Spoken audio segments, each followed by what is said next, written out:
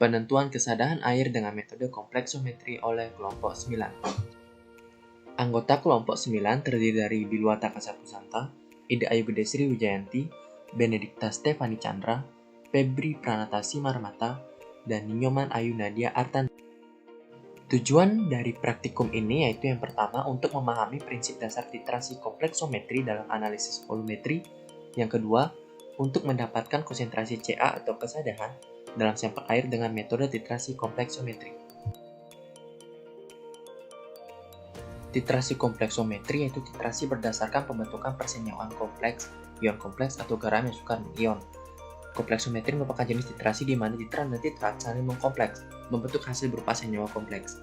Titrasi kompleksometri juga dikenal sebagai reaksi yang meliputi reaksi pembentukan ion kompleks atau pembentukan molekul netral yang terdisosiasi dalam larutan.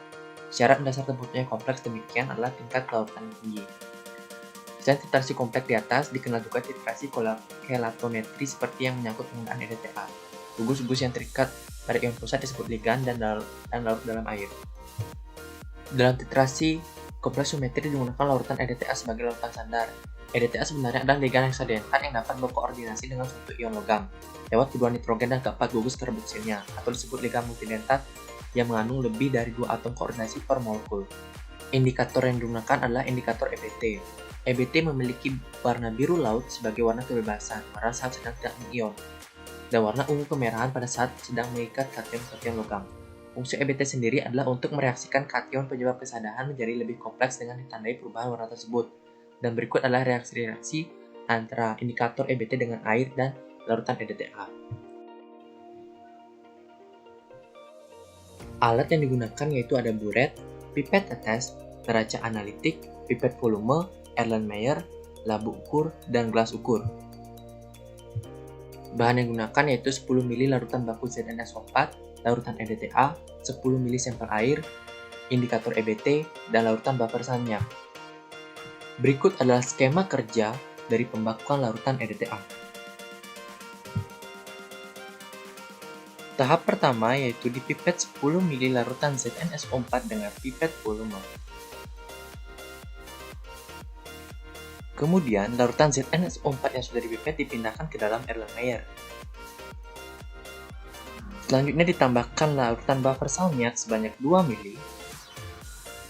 Kemudian ditambahkan indikator EBT sebanyak 3 tetes.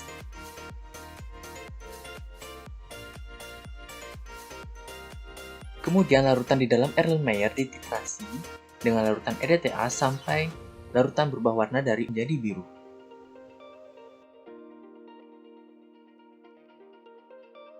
Cara kerja penentuan kesadaran air.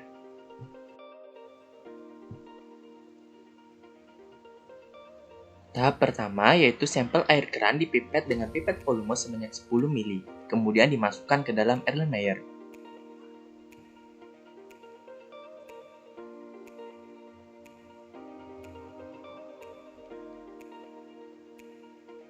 Kemudian ditambahkan larutan buffer salmiak sebanyak 2 ml.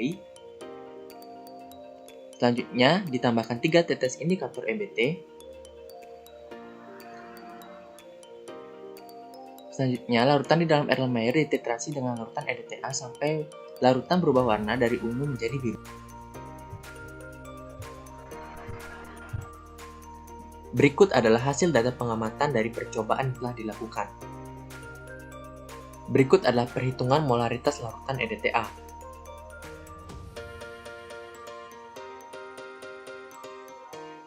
Dan berikut adalah perhitungan kadar Ca atau kesadaran air. Pembahasan.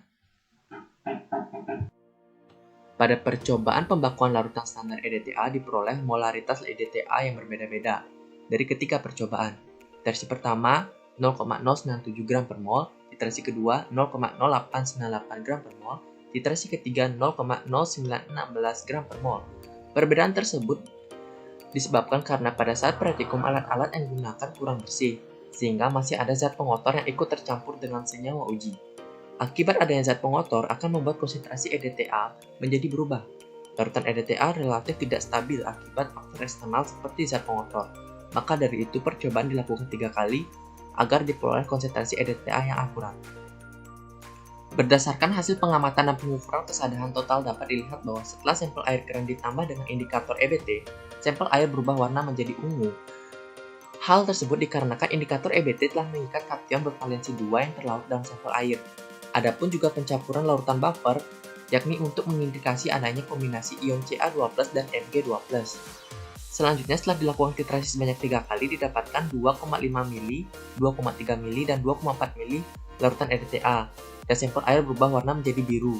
Hal tersebut dikarenakan larutan EDTA berhasil mengikat seluruh kation bervalensi dalam air. Dengan kata lain, ion-ion kalsium dan magnesium akan membentuk senyawa kompleks, sementara molekul indikator akan terlepas kembali. Dari cara ini maka akan didapatkan kesadaran total, Ca plus Mg. Berdasarkan data yang telah dikumpulkan, maka dapat dihitung kadar kesadaran total sampel air. Dari hasil perhitungan didapatkan kadar Ca rata-rata dalam sampel air adalah 872,42 kurang lebih 36,35 mg per liter. Kesimpulan dari percobaan ini yaitu yang pertama, titrasi kompleksometri adalah metode titrasi penentuan kadar logam. Prinsip metode ini adalah pembentukan senyawa kompleks logam dengan senyawa pembentuk kompleks. Yang kedua, konsentrasi Ca di dalam sampel air keran yang digunakan dalam praktikum adalah 872,42 plus minus 36,35 mg per liter. Baiklah, sekian praktikum kompleksometri yang kami jelaskan. Terima kasih.